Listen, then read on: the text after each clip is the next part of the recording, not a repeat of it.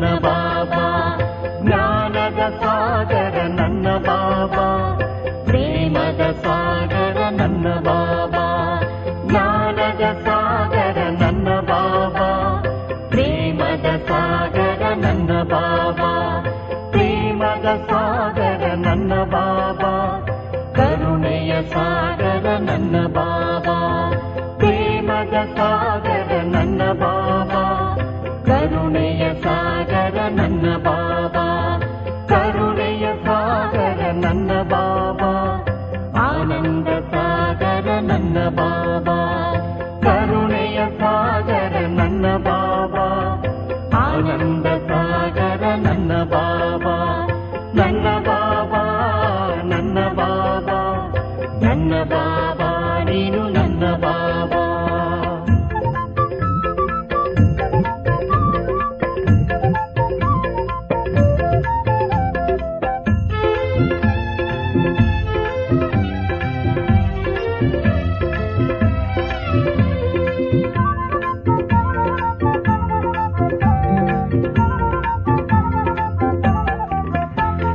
ತಂದೆಯಾಗಿ ಎತ್ತಿಕೊಂಡ ನನ್ನ ಬಾಬಾ, ತಾಯಿಯಾಗಿ ಮುದ್ದಿಸಿದ ನನ್ನ ಬಾಬಾ, ತಂದೆಯಾಗಿ ಎತ್ತಿಕೊಂಡ ನನ್ನ ಬಾಬಾ, ತಾಯಿಯಾಗಿ ಮುದ್ದಿಸಿದ ನನ್ನ ಬಾಬಾ, ಶಿಕ್ಷಣ ನೀಡಿದ ನನ್ನ ಬಾಬಾ, ಸದ್ಗುರುವಾಗಿ ಹೇ ನನ್ನ ಬಾಬಾ, ಶಿಕ್ಷಣ ನೀಡಿದ ನನ್ನ ಬಾಬಾ, ಸದ್ಗುರುವಾಗಿ ಹೇ ನನ್ನ ಬಾಬಾ, ನನ್ನ ಬಾಬಾ, ನನ್ನ ಬಾಬಾ, ನನ್ನ ಬಾಬಾ, ನೀನು ನನ್ನ ಬಾಬಾ.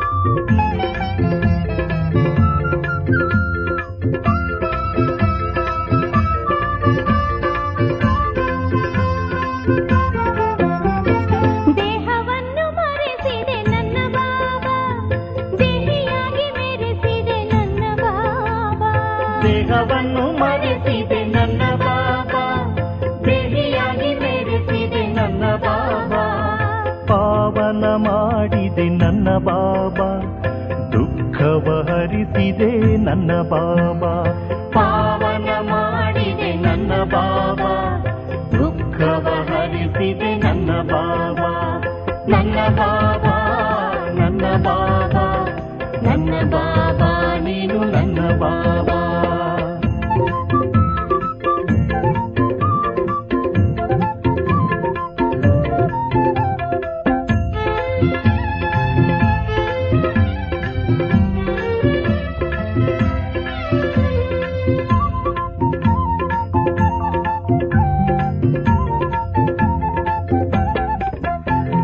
ಗೀತ ಜ್ಞಾನದಾತ ನನ್ನ ಬಾಬಾ, ಜಗಕ್ಕೊಬ್ಬನೇ ತಂದೆ ನನ್ನ ಬಾಬಾ, ಗೀತ ಜ್ಞಾನದಾತ ನನ್ನ ಬಾಬಾ, ಜಗಕ್ಕೊಬ್ಬನೇ ತಂದೆ ನನ್ನ ಬಾಬಾ, ಸರ್ವಾತ್ಮರ ತಂದೆ ನನ್ನ ಬಾಬಾ, ಶಿವ ಬಾಬಾ ನೀನು ನನ್ನ ಬಾಬಾ, ಸರ್ವಾತ್ಮರ ತಂದೆ ನನ್ನ ಬಾಬಾ, ಶಿವ ಬಾಬಾ ನೀನು ನನ್ನ ಬಾಬಾ, ನನ್ನ ಬಾಬಾ, ನನ್ನ ಬಾಬಾ, ನನ್ನ ಬಾಬಾ, ನೀನು ನನ್ನ ಬಾಬಾ, ಜ್ಞಾನದ ಸಾಗರ ನನ್ನ ಬಾಬಾ, ಪ್ರೇಮದ ಸಾಗರ ನನ್ನ ಬಾಬಾ, ಕರುಣೆಯ ಸಾಗರ ನನ್ನ ಬಾಬಾ, ಆನಂದ ಸಾಗರ ನನ್ನ ಬಾಬಾ, ನನ್ನ ಬಾಬಾ, ನನ್ನ ಬಾಬಾ, ನನ್ನ ಬಾಬಾ, ನೀನು ನನ್ನ ಬಾಬಾ, ನನ್ನ ಬಾಬಾ. ಓಂ ಶಾಂತಿ. ಇಂದಿನ ದಿನಾಂಕ 9/12/2024. ಪ್ರಾರ್ಥ ಮುರುಳಿ ಬಾಪ್ತಾದ ಮಧುಬನ. ಮಧುರ ಮಕ್ಕಳೇ, ವಿನಾಶಕ್ಕೆ ಮೊದಲೇ ಎಲ್ಲರಿಗೆ ತಂದೆಯ ಪರಿಚಯ ಕೊಡಬೇಕಾಗಿದೆ. ಧಾರಣೆ ಮಾಡಿ ಅನ್ಯರಿಗೂ ತಿಳಿಸಿ, ಆಗ ಶ್ರೇಷ್ಠ ಪದವಿಯು ಸಿಗುವುದು. ಪ್ರಶ್ನೆ: ರಾಜಯೋಗಿ ವಿದ್ಯಾರ್ಥಿಗಳಿಗೆ ತಂದೆಯ ಆದೇಶವೇನು? ಉತ್ತರ: ನಿಮಗೆ ಆದೇಶವೇನೆಂದರೆ ಒಬ್ಬ ತಂದೆಯವರಾಗಿ ಮತ್ಯಾರೊಂದಿಗೂ ಮನಸ್ಸನ್ನಿಡಬಾರದು, ಪ್ರತಿಜ್ಞೆ ಮಾಡಿದ ಮೇಲೆ ಮತ್ತೆ ಪತಿತರಾಗಬಾರದು. ನೀವು ಇಂತಹ ಸಂಪೂರ್ಣ ಪಾವನರಾಗಿ ಬಿಡಿ. ತಂದೆ ಮತ್ತು ಶಿಕ್ಷಕರ ನೆನಪು ಸದಾ ನಿರಂತರವಾಗಿರಲಿ. ಒಬ್ಬ ತಂದೆಯೊಂದಿಗೆ ಪ್ರೀತಿ ಮಾಡಿ, ಅವರನ್ನೇ ನೆನಪು ಮಾಡಿ. ಆಗ ನಿಮಗೆ ಬಹಳ ಶಕ್ತಿಯು ಸಿಗುತ್ತಾ ಇರುವುದು. ಓಂ ಶಾಂತಿ. ಆತ್ಮೀಯ ತಂದೆಯು ತಿಳಿಸುತ್ತಾರೆ, ಯಾವಾಗ ಈ ಶರೀರವಿರುವುದೋ ಆಗಲೇ ತಿಳಿಸಿಕೊಡುತ್ತಾರೆ. ಸನ್ಮುಖದಲ್ಲಿಯೇ ತಿಳಿಸಿಕೊಡಲಾಗುತ್ತದೆ. ಯಾವುದನ್ನು ಸನ್ಮುಖದಲ್ಲಿ ತಿಳಿಸಲಾಗುತ್ತದೆಯೋ ಅದು ಮತ್ತೆ ಬರವಣಿಗೆಯ ಮೂಲಕ ಮುರುಳಿ ಎಲ್ಲರ ಬಳಿ ಹೋಗುತ್ತದೆ. ಸನ್ಮುಖದಲ್ಲಿ ಕೇಳುವುದಕ್ಕಾಗಿ ತಾವಿಲ್ಲಿಗೆ ಬರುತ್ತೀರಿ. ಬೇಅದ್ದಿನ ತಂದೆಯು ಆತ್ಮಗಳಿಗೆ ತಿಳಿಸುತ್ತಾರೆ, ಆತ್ಮವೇ ಕೇಳುತ್ತದೆ. ಈ ಶರೀರದ ಮೂಲಕ ಎಲ್ಲವನ್ನೂ ಆತ್ಮವೇ ಮಾಡುತ್ತದೆ. ಆದ್ದರಿಂದ ಮೊಟ್ಟ ಮೊದಲಿಗೆ ತನ್ನನ್ನು ಆತ್ಮನೆಂದು ತಿಳಿದುಕೊಳ್ಳಬೇಕಾಗಿದೆ. ಆತ್ಮಗಳು ಪರಮಾತ್ಮನಿಂದ ಬಹಳ ಕಾಲ ಅಗಲಿದ್ದರೆಂದು ಗಾಯನವಿದೆ. ಎಲ್ಲರಿಗಿಂತ ಮೊಟ್ಟ ಮೊದಲು ತಂದೆಯಿಂದ ಅಗಲಿ ಇಲ್ಲಿಗೆ ಪಾತ್ರವನ್ನಭಿನಯಿಸಲು ಯಾರು ಬರುತ್ತಾರೆ? ನಿಮ್ಮೊಂದಿಗೆ ಕೇಳುತ್ತೇನೆ, ನೀವು ಎಷ್ಟು ಸಮಯ ತಂದೆಯಿಂದ ಅಗಲಿದ್ದೀರಿ? ಅದಕ್ಕೆ 5000 ವರ್ಷ ಎಂದು ನೀವು ಹೇಳುತ್ತೀರಿ. ಪೂರ್ಣ ಲೆಕ್ಕವಿದೆಯಲ್ಲವೇ? ಹೇಗೆ ನಂಬರ್ ವಾರ್ ಆಗಿ ಕೆಳಗೆ ಬರುತ್ತೀರೆಂದು ನೀವು ಮಕ್ಕಳಿಗೆ ತಿಳಿದಿದೆ. ಪರಮಧಾಮದಲ್ಲಿದ್ದ ತಂದೆಯೂ ಸಹ ನಿಮ್ಮೆಲ್ಲರ ಬ್ಯಾಟರಿಯನ್ನು ತುಂಬಲು ಈಗ ಕೆಳಗೆ ಬಂದು ಬಿಟ್ಟಿದ್ದಾರೆ. ಆದ್ದರಿಂದ ತಂದೆಯನ್ನು ನೆನಪು ಮಾಡಬೇಕಾಗಿದೆ. ಈಗಂತೂ ತಂದೆಯು ಸನ್ಮುಖದಲ್ಲಿದ್ದಾರಲ್ಲವೇ? ಭಕ್ತಿ ಮಾರ್ಗದಲ್ಲಂತೂ ತಂದೆಯ ಬಗ್ಗೆ ತಿಳಿದೇ ಇರಲಿಲ್ಲ. ನಾಮ, ರೂಪ, ದೇಶ, ಕಾಲ ಏನೂ ತಿಳಿದಿರಲಿಲ್ಲ. ನಿಮಗೆ ಈಗ ನಾಮ, ರೂಪ, ದೇಶ, ಕಾಲದ ಎಲ್ಲದರ ಬಗ್ಗೆಯೂ ತಿಳಿದಿದೆ. ತಂದೆಯು ಈ ರಥದ ಮೂಲಕ ನಮಗೆ ಎಲ್ಲ ರಹಸ್ಯವನ್ನು ತಿಳಿಸುತ್ತಾರೆ.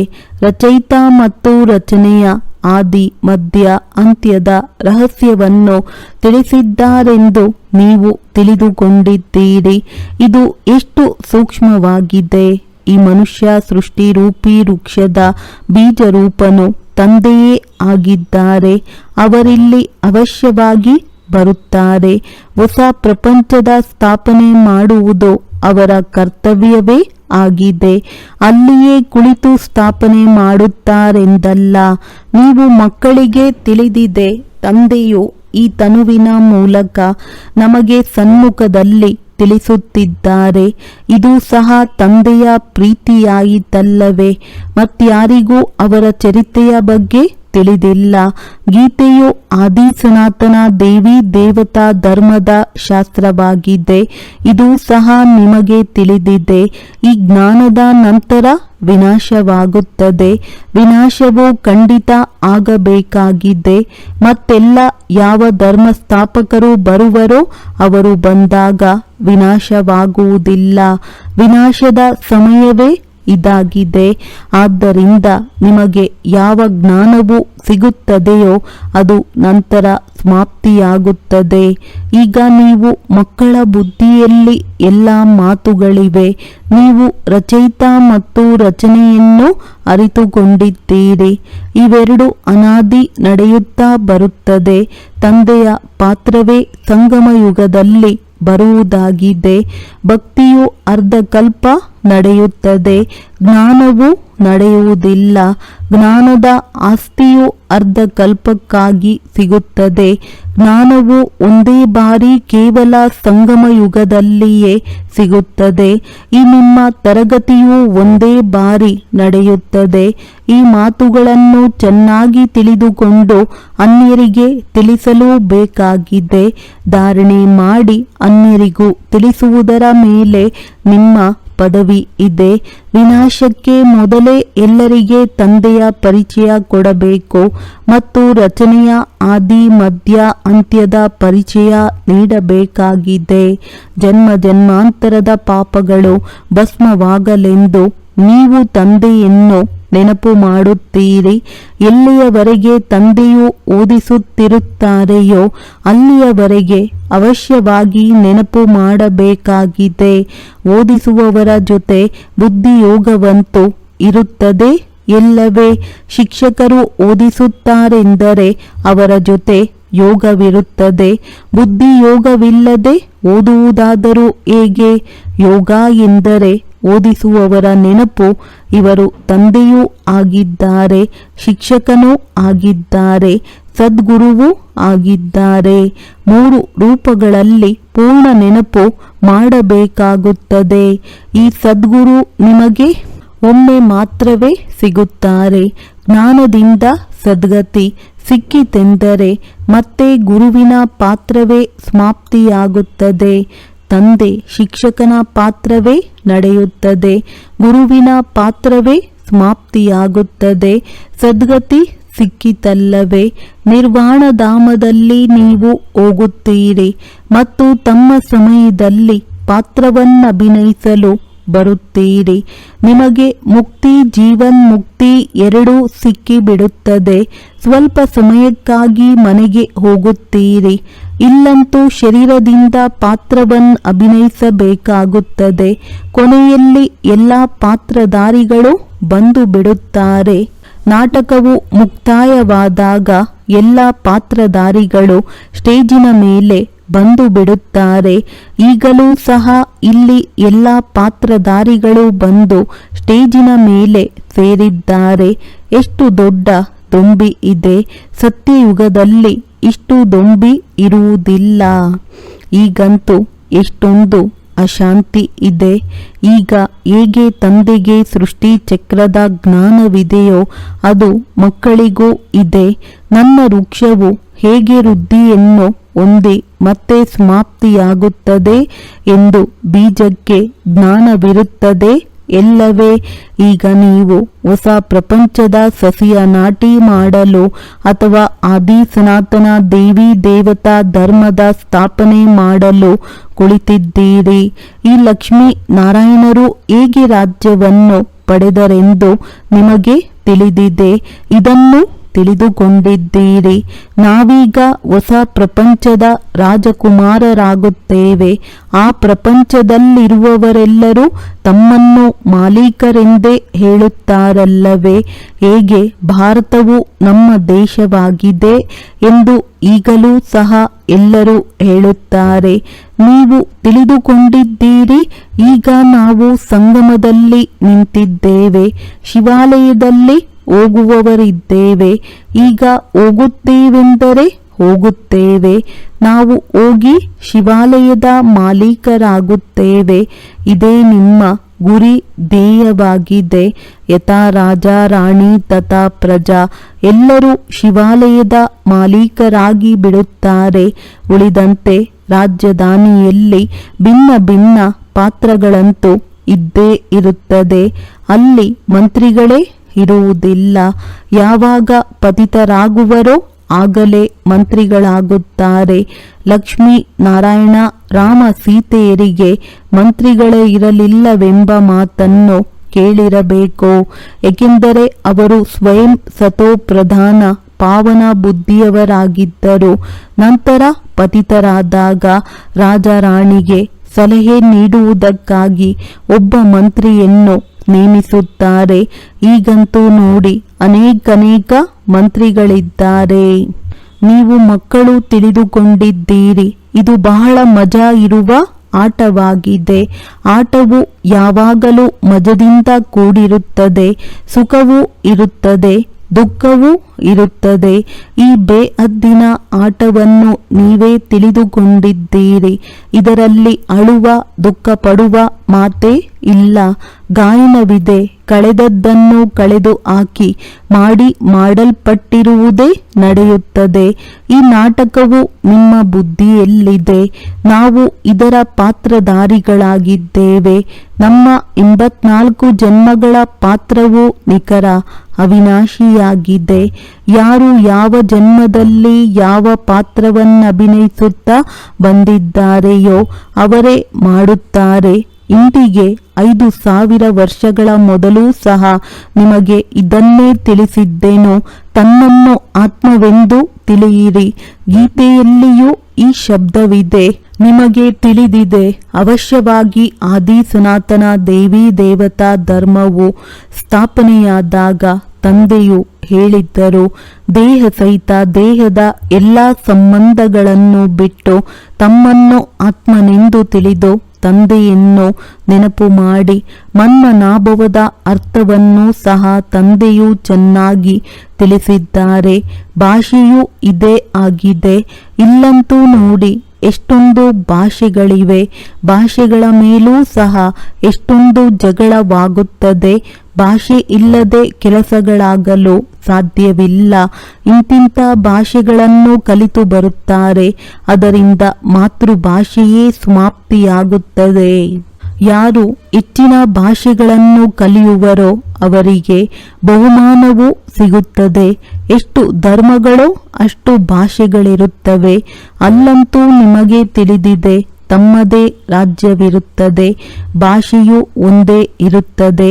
ಇಲ್ಲಂತೂ 100 ಮೈಲಿಗಳಿಗೊಂದು ಭಾಷೆ ಇದೆ. ಸತ್ಯಯುಗದಲ್ಲಿ ಒಂದೇ ಭಾಷೆ ಇರುತ್ತದೆ. ಇವೆಲ್ಲ ಮಾತುಗಳನ್ನು ತಂದೆಯೇ ತಿಳಿಸುತ್ತಾರೆ. ಅಂದ ಮೇಲೆ ಆ ತಂದೆಯನ್ನೇ ನೆನಪು ಮಾಡಿ. ಶಿವ ತಂದೆಯು ಬ್ರಹ್ಮರವರ ಮೂಲಕ ತಿಳಿಸುತ್ತಾರೆ. ರಥವಂತೂ ಅವಶ್ಯವಾಗಿ ಬೇಕಲ್ಲವೇ? ಶಿವ ತಂದೆಯು ನಮ್ಮ ತಂದೆಯಾಗಿದ್ದಾರೆ. ಅವರೇ ತಿಳಿಸುತ್ತಾರೆ, ನನಗೆ ಬೇಹದ್ದಿನ ಮಕ್ಕಳಿದ್ದಾರೆ. ತಂದೆಯು ಇವರ ಮೂಲಕ ಓದಿಸುತ್ತಾರಲ್ಲವೇ? ಶಿಕ್ಷಕರೆಂದಾದರೂ ಆಲಿಂಗನ ಮಾಡಿಕೊಳ್ಳುವರೆ? ತಂದೆಯು ನಿಮಗೆ ಓದಿಸಲು ಬಂದಿದ್ದಾರೆ. ರಾಜಯೋಗವನ್ನು ಕಲಿಸುತ್ತಾರೆಂದರೆ ಶಿಕ್ಷಕರಾದರಲ್ಲವೇ? ನೀವು ವಿದ್ಯಾರ್ಥಿಗಳಾಗಿದ್ದೀರಿ. ವಿದ್ಯಾರ್ಥಿಗಳೆಂದಾದರೂ ಶಿಕ್ಷಕರನ್ನು ಆಲಿಂಗನ ಮಾಡಿಕೊಳ್ಳುವರೆ? ಒಬ್ಬ ತಂದೆಯ ಮಕ್ಕಳಾದ ಮೇಲೆ ಮತ್ಯಾರೊಂದಿಗೂ ಮನಸ್ಸನ್ನಿಡಬಾರದು. ತಂದೆಯು ತಿಳಿಸುತ್ತಾರೆ, ನಾನು ನಿಮಗೆ ರಾಜಯೋಗವನ್ನು ಕಲಿಸಲು ಬಂದಿದ್ದೇನೆ. ನೀವು ಶರೀರಧಾರಿಗಳು, ನಾನು ಅಶರೀರಿ ಮತ್ತು ಪರಮಧಾಮದ ನಿವಾಸಿಯಾಗಿದ್ದೇನೆ. ಬಾಬಾ ನಮ್ಮನ್ನು ಪಾವನರನ್ನಾಗಿ ಮಾಡಲು ಬನ್ನಿ ಎಂದು ಹೇಳುತ್ತೀರಿ. ಅಂದ ಮೇಲೆ ನೀವು ಪತಿತರಾಗಿದ್ದೀರಲ್ಲವೇ? ಆಗಿದ್ದರೆ ನನ್ನನ್ನು ಆಲಿಂಗನ ಮಾಡಿಕೊಳ್ಳಲು ಹೇಗೆ ಸಾಧ್ಯ? ಪ್ರತಿಜ್ಞೆ ಮಾಡಿ ಮತ್ತೆ ಪತಿತರಾಗಿ ಬಿಡುತ್ತಾರೆ. ಯಾವಾಗ ಸಂಪೂರ್ಣ ಪಾವನರಾಗಿ ಬಿಡುತ್ತೀರೋ ಆಗ ಅಂತಿಮದಲ್ಲಿ ನೆನಪಿನಲ್ಲಿಯೇ ಇರುತ್ತೀರಿ. ಶಿಕ್ಷಕರನ್ನು ಗುರುವನ್ನು ನೆನಪು ಮಾಡುತ್ತಾ ಇರುತ್ತೀರಿ. ಈಗಂತೂ ಪತಿತರಾಗಿ ಕೆಳಗೆ ಬೀಳುತ್ತಾರೆ. ಅವರಿಗೆ ಇನ್ನೂ 100ರಷ್ಟು ಶಿಕ್ಷೆಯಾಗುತ್ತದೆ. ಇವರು ಬ್ರಹ್ಮ ನಡುವೆ ದಳ್ಳಾಳಿಯ ರೂಪದಲ್ಲಿ ಸಿಕ್ಕಿದ್ದಾರೆ. ಆದ್ದರಿಂದ ನನ್ನನ್ನು ನೆನಪು ಮಾಡಬೇಕಾಗಿದೆ. ಇವರು ಹೇಳುತ್ತಾರೆ, ನಾನು ಸಹ ಶಿವ ತಂದೆಯ ಅನನ್ಯ ಮಗುವಾಗಿದ್ದೇನೆ. ಅಂದ ಮೇಲೆ ನಾನೆಲ್ಲಿ ತಂದೆಯನ್ನು ಆಲಿಂಗನ ಮಾಡಿಕೊಳ್ಳಲು ಸಾಧ್ಯ? ನೀವಾದರೂ ಈ ಶರೀರದ ಮೂಲಕ ಮಿಲನ ಮಾಡುತ್ತೀರಿ. ಆದರೆ ನಾನು ತಂದೆಯನ್ನು ಹೇಗೆ ಆಲಿಂಗನ ಮಾಡಿಕೊಳ್ಳಲಿ? ತಂದೆಯು ತಿಳಿಸುತ್ತಾರೆ, ಮಕ್ಕಳೇ, ನೀವು ಒಬ್ಬ ತಂದೆಯನ್ನೇ ನೆನಪು ಮಾಡಿ, ಪ್ರೀತಿ ಮಾಡಿ. ನೆನಪಿನಿಂದ ಬಹಳ ಶಕ್ತಿಯೂ ಸಿಗುತ್ತದೆ. ತಂದೆಯು ಸರ್ವಶಕ್ತಿವಂತನಾಗಿದ್ದಾರೆ. ತಂದೆಯಿಂದಲೇ ನಿಮಗೆ ಇಷ್ಟೊಂದು ಶಕ್ತಿಯೂ ಸಿಗುತ್ತದೆ. ನೀವಂತೂ ಎಷ್ಟೊಂದು ಶಕ್ತಿಶಾಲಿಗಳಾಗುತ್ತೀರಿ. ರಾವಣ ರಾಜ್ಯವೇ ಸಮಾಪ್ತಿಯಾಗುತ್ತದೆ. ದುಃಖ ಕೊಡುವವರು ಯಾರೂ ಇರುವುದಿಲ್ಲ. ಅದಕ್ಕೆ ಸುಖಧಾಮ ಎಂದು ಹೇಳಲಾಗುತ್ತದೆ. ರಾವಣನು ಇಡೀ ವಿಶ್ವದಲ್ಲಿ ಎಲ್ಲರಿಗೆ ದುಃಖ ಕೊಡುವವನಾಗಿದ್ದಾನೆ. ಪ್ರಾಣಿಗಳು ಸಹ ದುಃಖಿಯಾಗುತ್ತವೆ. ಸತ್ಯಯುಗದಲ್ಲಿ ಪ್ರಾಣಿಗಳು ಸಹ ಪರಸ್ಪರ ಪ್ರೀತಿಯಿಂದಿರುತ್ತವೆ. ಇಲ್ಲಂತೂ ಪ್ರೀತಿಯೇ ಇಲ್ಲ. ಈ ನಾಟಕವು ಹೇಗೆ ಸುತ್ತುತ್ತದೆ ಎಂಬುದನ್ನು ನೀವು ಮಕ್ಕಳು ತಿಳಿದುಕೊಂಡಿದ್ದೀರಿ.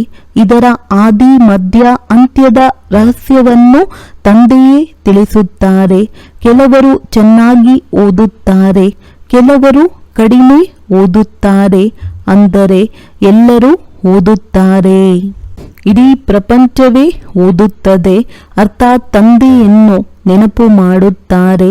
ತಂದೆಯನ್ನು ನೆನಪು ಮಾಡುವುದೂ ಸಹ ವಿದ್ಯೆಯಾಯಿತಲ್ಲವೇ?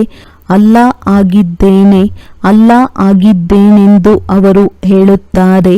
ಇದು ಉಲ್ಟಾ ವಿದ್ಯೆಯಾಗಿದೆ.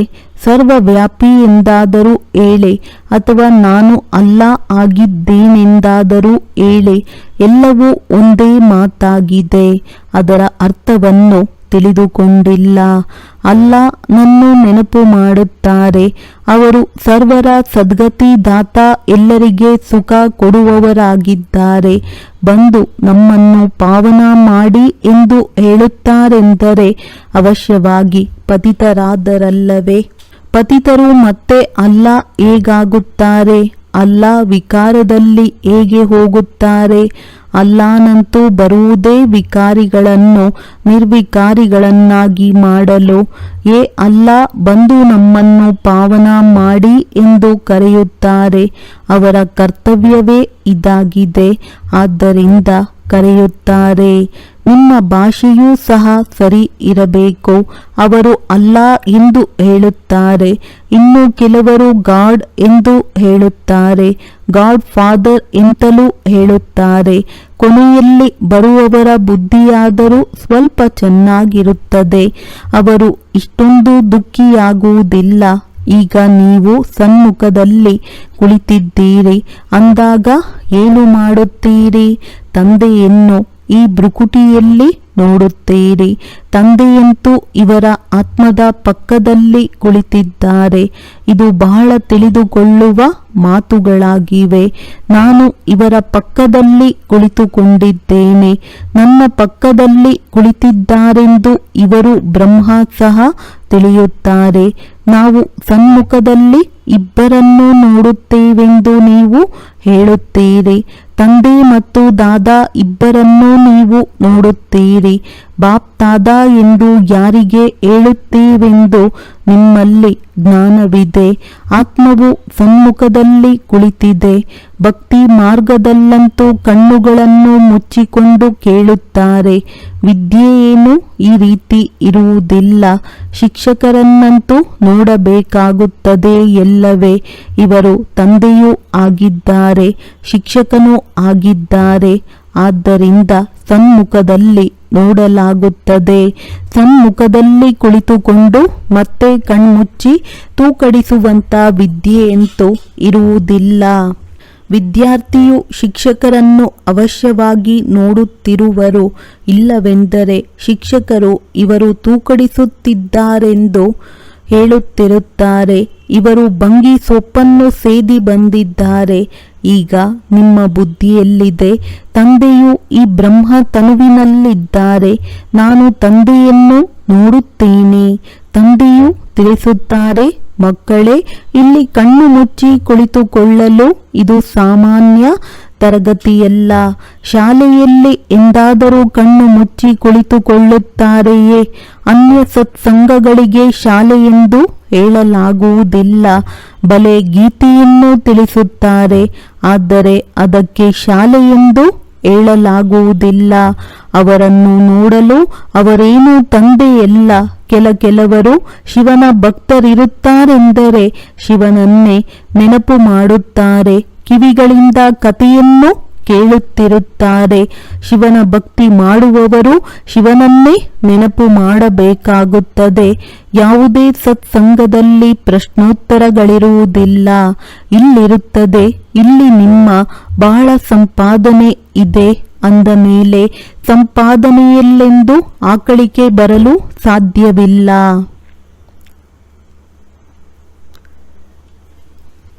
ಹಣ ಸಿಗುತ್ತದೆ ಎಂದರೆ ಖುಷಿ ಇರುತ್ತದೆ. ಆಕಳಿಕೆಯು ಚಿಂತೆಯ ಚಿಹ್ನೆಯಾಗಿದೆ. ರೋಗಿಯಾಗಿದ್ದರೆ ಅಥವಾ ದಿವಾಳಿಯಾಗಿದ್ದರೆ ಆಕಳಿಕೆ ಬರುತ್ತಿರುತ್ತದೆ. ಹಣ ಸಿಗುತ್ತಿದ್ದರೆ ಎಂದು ಆಕಳಿಕೆ ಬರುವುದಿಲ್ಲ. ಈ ಬ್ರಹ್ಮ ವ್ಯಾಪಾರಿಯೂ ಆಗಿದ್ದರು. ರಾತ್ರಿಯಲ್ಲಿ ಹಡಗು ಬಂದರೆ ರಾತ್ರಿಯೆಲ್ಲ ಜಾಗೃತರಾಗಿರಬೇಕಾಗಿತ್ತು. ಕೆಲವೊಮ್ಮೆ ರಾಣಿಯು ರಾತ್ರಿಯಲ್ಲಿ ಬಂದರೆ ಆಗ ಕೇವಲ ಸ್ತ್ರೀಯರಿಗಾಗಿಯೇ ತೆರೆದಿರುತ್ತಿತ್ತು. ತಂದೆಯೂ ಸಹ ಹೇಳುತ್ತಾರೆ, ಪ್ರದರ್ಶನಿ ಇತ್ಯಾದಿಗಳಲ್ಲಿ ಸ್ತ್ರೀಯರಿಗಾಗಿ ವಿಶೇಷ ದಿನವನ್ನಿಡಿ. ಆಗ ಅನೇಕರು ಬರುತ್ತಾರೆ. ಪರದೆಯೊಳಗಿರುವವರೂ ಬರುತ್ತಾರೆ. ಅನೇಕರು ಪರದೆಯೊಳಗಿರುತ್ತಾರೆ. ವಾಹನದಲ್ಲಿಯೂ ಪರದೆ ಇರುತ್ತದೆ. ಇಲ್ಲಂತೂ ಆತ್ಮದ ಮಾತಾಗಿದೆ. ಜ್ಞಾನವು ಸಿಕ್ಕಿತೆಂದರೆ ಪರದೆಯು ತೆರೆಯುತ್ತದೆ. ಸತ್ಯಯುಗದಲ್ಲಿ ಮುಸುಕು ಇತ್ಯಾದಿ ಇರುವುದಿಲ್ಲ. ಇದಂತೂ ಪ್ರವೃತ್ತಿ ಮಾರ್ಗದ ಜ್ಞಾನವಲ್ಲವೇ? ಒಳ್ಳೆಯದು. ಮಧುರಾತಿ ಮಧುರ ಅಗಲಿ ಹೋಗಿ ಮರಳಿ ಸಿಕ್ಕಿರುವಂತಹ ಮಕ್ಕಳಿಗೆ ಪ್ರೀತಿಯ ಮಾತ್ಪಿತಾ ಬಾಪ್ತಾದರವರ ನೆನಪು, ಪ್ರೀತಿ ಹಾಗೂ ನಮಸ್ತೆ. ಆತ್ಮೀಯ ಮಕ್ಕಳಿಗೆ ಆತ್ಮೀಯ ತಂದೆಯ ನಮಸ್ತೆ. ಧಾರಣೆಗಾಗಿ ಮುಖ್ಯ ಸಾರ. ಈ ಆಟವು ಬಹಳ ಮಜದಿಂದ ಕೂಡಿದೆ. ಇದರಲ್ಲಿ ಸುಖ ಮತ್ತು ದುಃಖದ ಆಟವು ನಿಗದಿಯಾಗಿದೆ. ಆದ್ದರಿಂದ ಅಳುವ ಅಥವಾ ಶೋಕಿಸುವ ಮಾತೇ ಇಲ್ಲ. ಬುದ್ಧಿಯಲ್ಲಿರಲಿ ಮಾಡಲ್ಪಟ್ಟಿರುವುದೇ ನಡೆಯುತ್ತಿದೆ. ಕಳೆದು ಹೋಗಿರುವುದರ ಚಿಂತೆ ಮಾಡಬಾರದು. ಇದು ಸಾಮಾನ್ಯವಾದ ಶಾಲೆಯಲ್ಲ. ಇಲ್ಲಿ ಕಣ್ಮುಚ್ಚಿ ಕುಳಿತುಕೊಳ್ಳಬಾರದು. ಶಿಕ್ಷಕನನ್ನು ಸಮೀಪದಲ್ಲಿ ನೋಡಬೇಕಾಗಿದೆ. ಆದರೆ ಆಕಳಿಸಬಾರದು. ಆಕಳಿಕೆಯು ಚಿಂತೆಯ ಚಿಹ್ನೆಯಾಗಿದೆ.